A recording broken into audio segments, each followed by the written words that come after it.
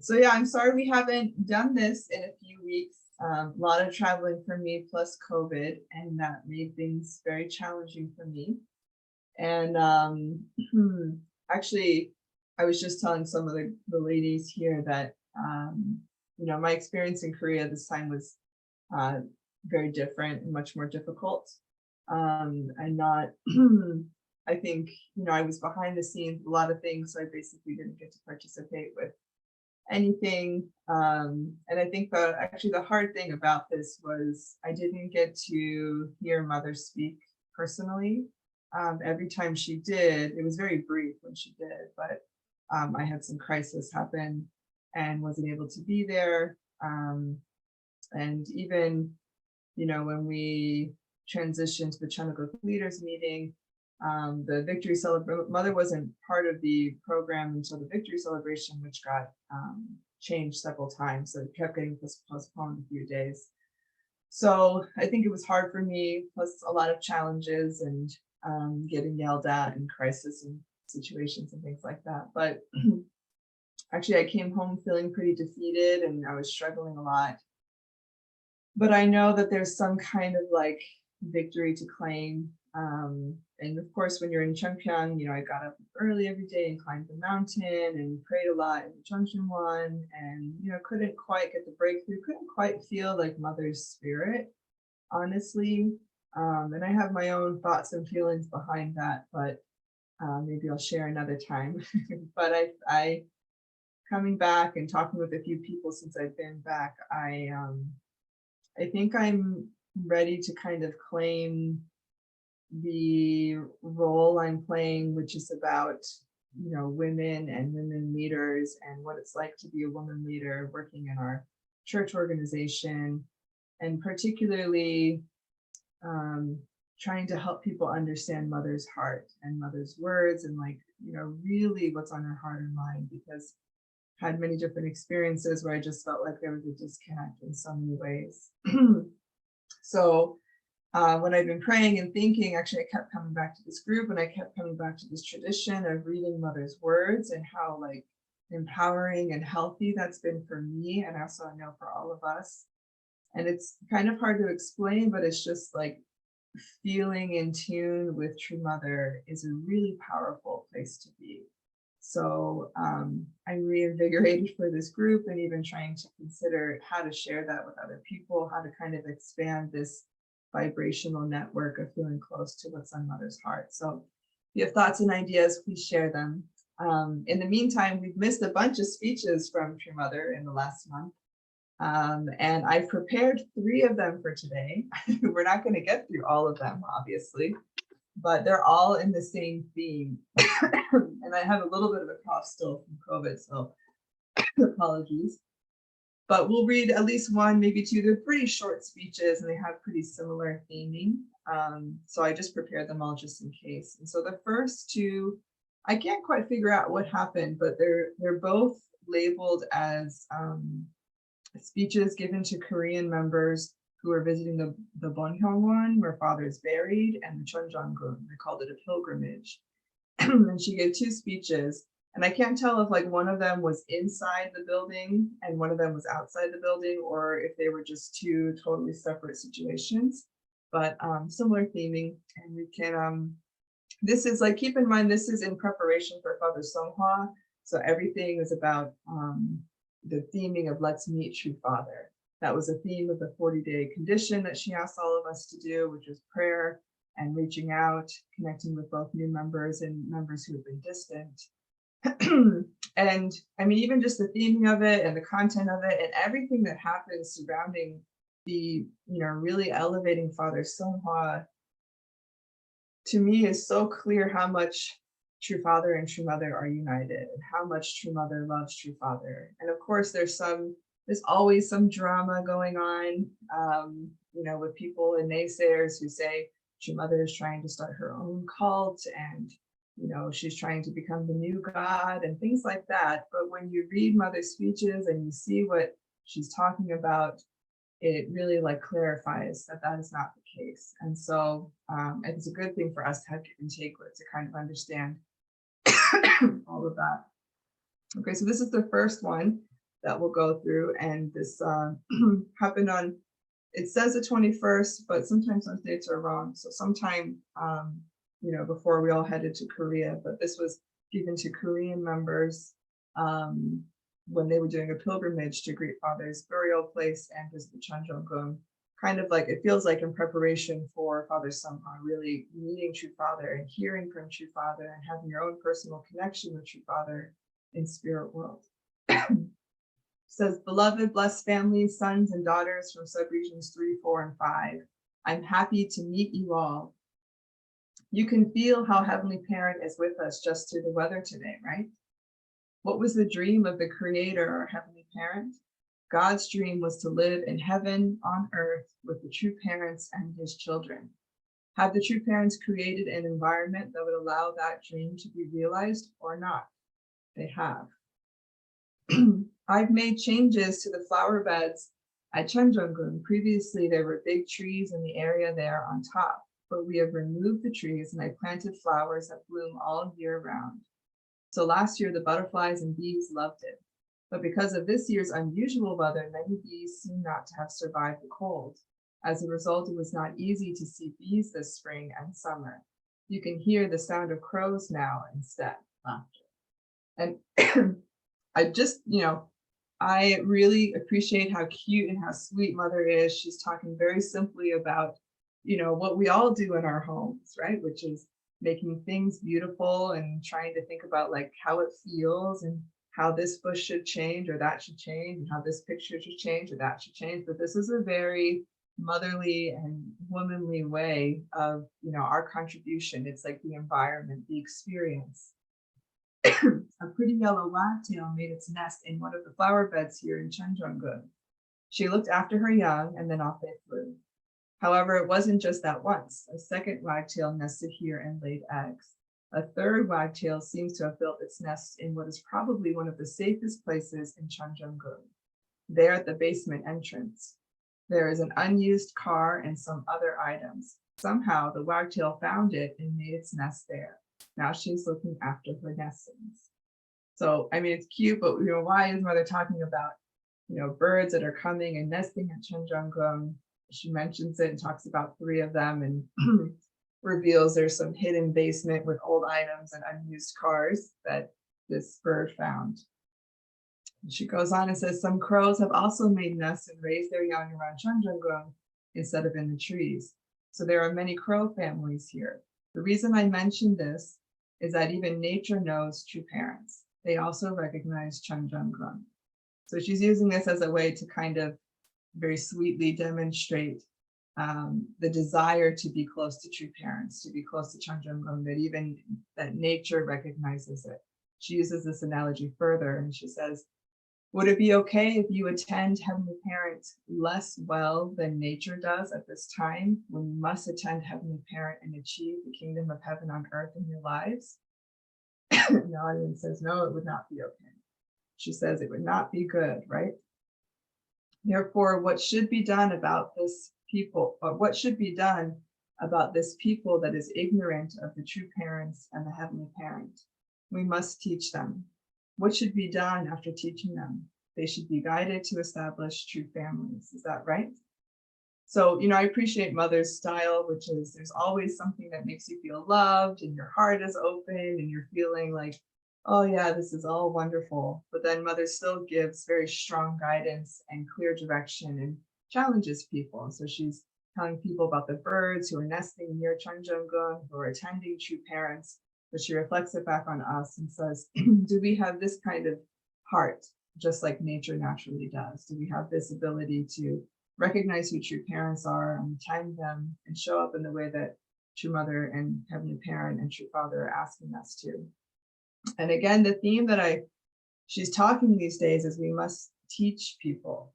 Teaching and education is something that I keep hearing coming up a lot in her speeches. And I think it's really different than maybe the more traditional approach in our church is, which is restoration and, we need to, reach all these big numbers and things like that. But of course, that's important. A mother does want to see that, but more and more she's encouraging the importance of really teaching people, like bringing substance to the relationships that we have. And even the second sentence here, she says, what should be done after teaching them? They should be guided to establish true families. And for me, I think it answers some like question I've always had, or some frustration I've always had with our church culture, which is, yes, we need to go witness to all these people and reach all these famous people and get them in our photos and make everything look really good. But where does the substance really come? You know, how many people have really come to understand true parents and are now raising their own children in that tradition?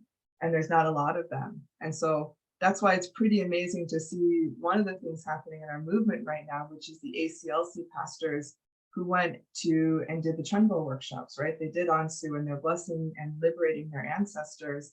And they're, you know, that's that's the last thing that you teach somebody about when you're witnessing to them about our church, right? Because this is about as challenging as it can get, because it's very different culturally from the American culture. And it's so amazing to see their experience and see them like really going the distance because of their attendance to true parents. So I just feel like Mother is highlighting and honoring, kind of uplifting this other approach in our Providence, which is about substance, not just, you know, in practice, but really substance, bringing people to understand who true parents are. She says, this is the path to national restoration, a heavenly unified Korea and a heavenly unified world. All of you here in the providential homeland of Korea need to fulfill your responsibilities before next year's dedication and opening of the Cheonwon-gong Channel Sanctum. Do you understand what I am asking? Yes. You will do this, won't you? Yes. All right, thank you. So, I mean, we've heard it a bunch of times already in speeches. Mother keeps talking about the opening of the Cheonwon-gong, which is happening in early May of next year. And, you know, somehow, like for me, I'm still trying to get it. I'm still trying to get what it means. It feels a little bit abstract in some sense for me, but Mother thinks it's really important. So I'm trying to really hone in on it myself. And she keeps making this an important deadline. So I don't know why it's so important, but it's been claimed by heaven that something has to happen. We all need to do some kind of work. And it might be good for us to all consider, like, what is our personal offering in preparation for this date that Mother has set, this opening of the Cheonwon-gong, because we want to be united with Mother, right? We want to give energy and you know, more victory to that offering. So, and then they sing Saranghae together, and Mother asked them to sing Tonghil together. So they sing it together and they say Aju. So of course, very sweet mothers, always adding songs and singing. And that's very motherly spirit. We definitely have time for one more. So let me just get to it. It's pretty similar content. Here it is. According to the records, this happened a week later, but it's labeled as the same thing, the pilgrimage to Gyeongwon. So I don't really know the difference. Maybe it was two different groups, but this one, there were some pictures you can see. Look at this large group here. And Mother gave this particular speech, you know, right outside in front. You can see, like, here's the banisters there. So it's hot outside. Are you all right? Very motherly concern there. I don't know if there would be a lot of our more fatherly leaders who would be worried about that. She says, you are our sons and daughters who came to meet your parents today, aren't you? Yes. Throughout the 6,000 years of human history, the title true parents did not exist. It never arose even in the 2,000-year history of Christianity. So again, Mother is highlighting the significance of who true parents are. And I really love that she's honoring that these people and all of us are sons and daughters who came to meet true parents today. She says, you need to be aware that Heavenly Parent waited so long for the arrival of the true parents. In 1960, true parents' advent occurred on the basis of their holy wedding. Heaven has waited 6,000 years to embrace fallen humanity. And I think this differentiation here, saying in 1960, true parents' advent occurred on the basis of the holy wedding, is very important. And Mother mentions this date and this occasion more and more in her speeches. And I think she's really trying to clarify true parents' advent didn't happen until their holy wedding. So yes, Father was the second coming of Jesus and fulfilled his mission there, but the true parents could not appear before then. It needed to be both father and mother together, which signals a shift in our theology, signals a shift in our thinking, that it had to be the couple, right? It couldn't just be father who could accomplish it by himself.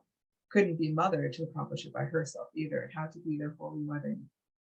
However, if the Christian realm had fulfilled its responsibility, the 52-year wilderness course wouldn't have been necessary.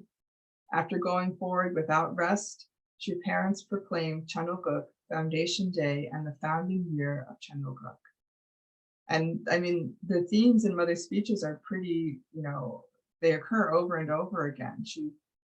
The feeling of kind of the failure of Christianity and the difficult course that true parents have had to walk and our movement has had to walk. She called it the wilderness course here, saying that it wouldn't have been necessary if Christianity had fulfilled its responsibility.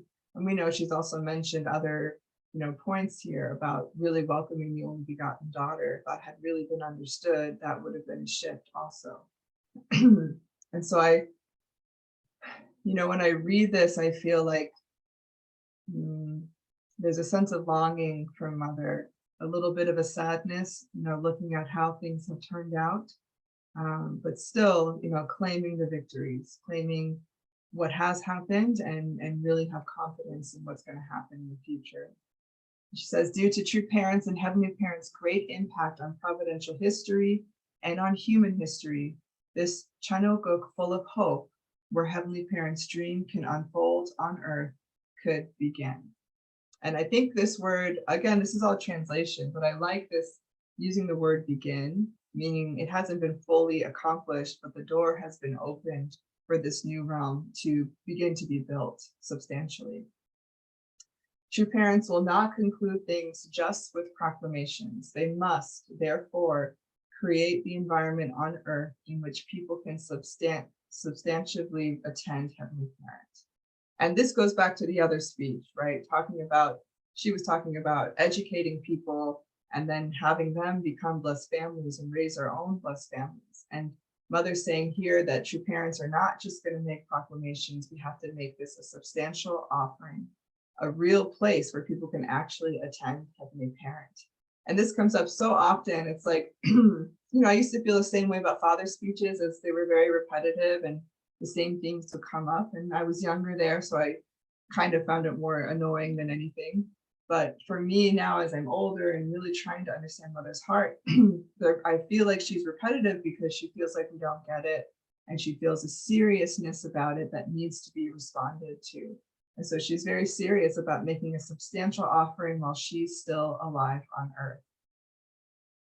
You must have listened carefully to my words today. Have we created such an environment? The audience says yes. We won the victory, didn't we? Yes. And, I wonder why she's saying that and what that means, because just a little bit ago, she's talking about not having just proclamations, but making the substantial offering. But I think while Mother is aware of like the failures and the shortcomings of our movement, I think she's also really aware of the real victories, which I think we have a hard time claiming and recognizing because, we grew up in a certain environment which wasn't easy, and we see the reality of our families, which is far from, the ideal. But I think Mother is, as the true mother, as one of the true parents, she's claiming that, which is an important part of the providence. As a final question, can true children who have met and thus been born of true parents in providential history and human history, that is the first, second, third, fourth, and fifth generations, work with true mother, God's only begotten daughter on earth? It's a real long run-on sentence, but if you read around, it says, can true children, that means all of us, can we work with God's only begotten daughter on earth? And the audience answers yes. Can you? Yes. What should you do next then? Should you strive for national and global restoration or not? And the audience says we must. So Mother is very sternly pushing the audience and those of us who read her words that this time is very important and that we should work with True Mother and we should strive for very big goals and really work towards substantial restoration. You have all determined to take your responsibility, haven't you? Yes. Thank you. Let's bring victory without fail. Yes. So they sing Omaya Nunaya, Sarangye Bumorim, and Song of the Heavenly Soldiers. And after they sing, she says, it was good that we met, wasn't it? I feel so sorry, yet grateful before heaven when I think of how very much Heavenly Parent wants to embrace and love his children together with true parents on earth each and every day. I bless you all to become true children who return joy, glory, and hope to Heavenly Parent. And that's the end of that speech. I think one of the things I'm grateful for when I read Mother's words is, you know, I feel like she's honest about the reality of how things have gone. You know, she's saying, I feel so sorry. But she says, yet grateful before heaven when I think of how much Heavenly Parent wants to embrace and love his children together with true parents on earth. Over and over, it's this reminder that this has to be accomplished while true parents are still alive and there's not a lot of time there. And when she says things like, I bless you all to become this kind of true children, it's very encouraging, but still strong words saying, you need to do this. This is your responsibility to return joy and glory in heaven and hope to the parent. Okay, I think I do want to just do the last one because these are all very short. And this last one is Mother's speech at at Father Seunghwa. And I feel like it's kind of the culmination of this, you know, both in practice, you know, they were doing a pilgrimage to kind of meet Father and relate with Father and, you know, claim a victory in preparation for the 10th anniversary. And this is Mother's words to everybody. And, you know, it was, I think most of you probably watched some of it online. If you need a recording, let me know, I can get you one. But, you know, it's pretty amazing and spectacular, making the whole musical dedicated to Father's life. You know, at this festival, you've got this VIP skybox, they call it, where you've got all these heads of state who are sitting there watching and participating. And a few of them spoke on stage. And I think this is a real difference. This is in contrast to Father's original Seunghwa when he passed, where no heads of state came. And, you know, if you watch the program, you saw so many flowers came from dignitaries. And particularly, I think a lot of the VIPs were impressed by Kim Jong-un's flower arrangement, which came to honor Father. And we weren't sure that was going to happen because, you know, the border to North Korea is very strict and closed right now. And communication is basically non-existent in so many ways right now. But it still came. And so I think especially for the dignitaries who are there, who are looking at Father and Mother's work about the reunification of the Korean Peninsula, it's a real game changer to see that Kim Jong-un honored True Father at his Seunghwa anniversary. Even you know, I was in the car with a few of them, are experts on Korea, many of them who, you know, have worked with Secretary Pompeo and so forth.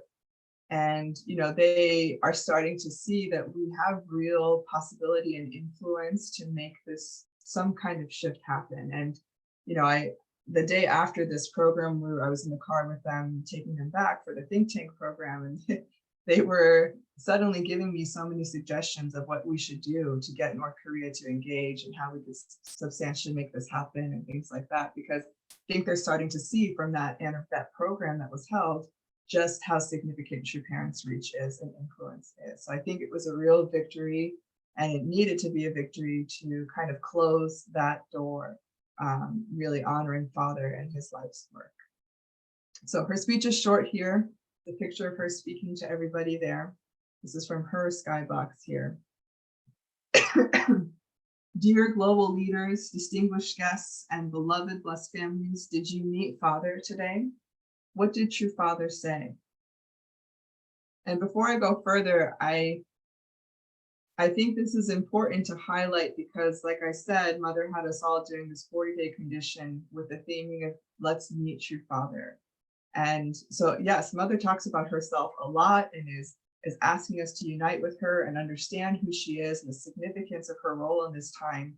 But she's also giving so much time and effort to really encourage our members to break through the True Father and Spirit world. And I feel like it's to feel clear about who True Father and True Mother are and their unity and not question that. And even taking into account everything that's happening with the Japanese movement, which is really ugly and difficult right now. We have to really strengthen our identity and know who true parents are so we can weather the adversity and the storms that we're facing and are going to face. She goes on in response to saying, what did Father say to you? Heavenly parents' wish, true parents' wish is to live in the kingdom of heaven on earth, where God can love and embrace all people on earth together with true parents and spread the ideal of creation throughout the world. It was True Father's wish also to live a life of service to Heavenly Parent on earth. However, the history of humankind since the fall has been a very difficult one. Throughout the world today, where despair rather than hope is inevitably felt, the environment that was to be the kingdom of heaven on earth that Heavenly Parent dreamed of is instead the harsh reality we presently have on this planet due to the problems of war, ideology, disease, and human ignorance. So Mother is really summarizing human history and the reality of where we are today and how we got there as a result of the fall. She says, unpredictable climate change is making things difficult for humankind and for the earth. What did Father say to you all today? Did he just tell you to just stop and let the fruits of your effort pass by without hope? Surely not. Is True Father asking you to become one with True Mother who is leading the providence on earth? So it's very clear she's trusting that in our sincere devotion to Father and remembering who Father is and relating with Father and Spirit world, that we're coming to this conclusion that Father is saying, please be one with True Mother, please help True Mother, because she's leading it on earth right now. Then Father will bless you to work together with Mother and spread to all of humankind the fact that Heavenly Parent's love is with us from heaven, and bless the entire human race to form beautiful Chunbo families that can fulfill their responsibilities as filial sons and daughters and loyal citizens serving and attending Heavenly Parent. Are you going to make that determination and put it into practice? I believe in you and I love you.